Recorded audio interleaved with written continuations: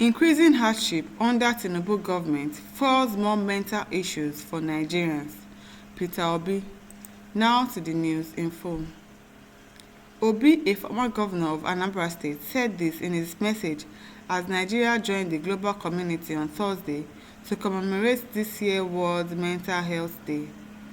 Former presidential candidate of the Labour Party LP in the 2023 general elections, Peter Obi has blamed the President Bola Tinubu-led government for the increasing cases of mental issues in Nigeria.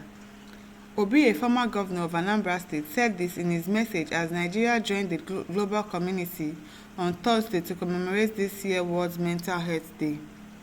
He noted that the worsening economic situation had resulted in increasing acute hunger, hardship, poverty, income inequalities, and other socio-political issues under the Tinubu's administration.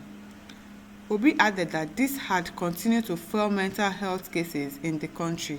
In fact, the amount of mental health cases that we have is becoming too much. Everybody now has mental health breakdown because you cannot, you will most likely think about it. When you think about the suffering that people are going through, when you think about, what am I going to eat tomorrow?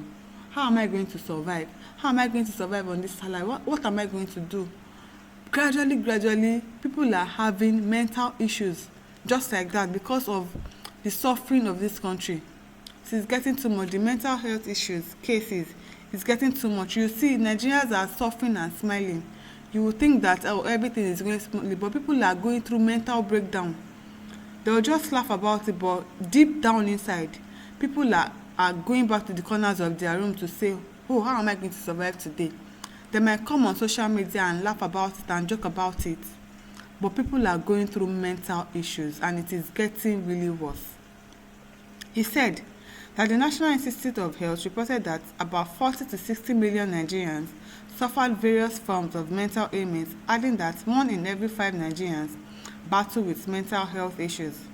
According to him, suicide cases in the country fueled by anxiety and depression has remained on the rise. Why not? Why won't it be on the rise? Because when you think about it and say, how am I going to survive tomorrow?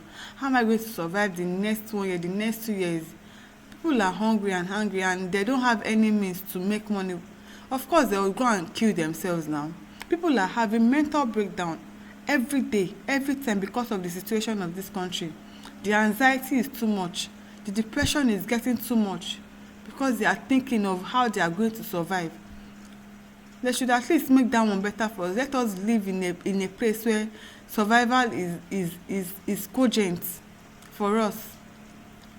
Obi said, today I joined the global community in commemorating World Mental Health Day, on which we raise awareness of mental health issues while encouraging concerted efforts to support those experiencing mental health issues in our nation.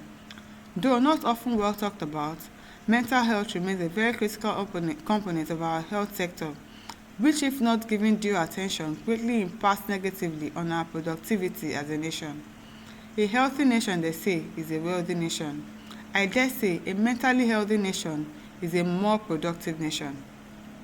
In Nigeria, mental health remains one of the critical health issues not given the due attention it deserves. The worsening economic situation resulting from hunger, poverty, and income inequalities in the country, coupled with socio-political issues affecting the nations, have continued to fuel a growing menace of mental health cases. The National Institute of Health reports that about 40 to 60 million Nigerians suffer various forms of mental ailments. This translates to about 1 in every 5 Nigerians battling with mental health issues.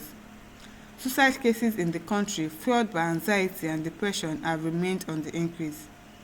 It is reported that Nigerians has one of the highest rates of suicide and depression in sub-Saharan Africa. The current rate of suicide in Nigeria is 9.50% out of 100,000 people.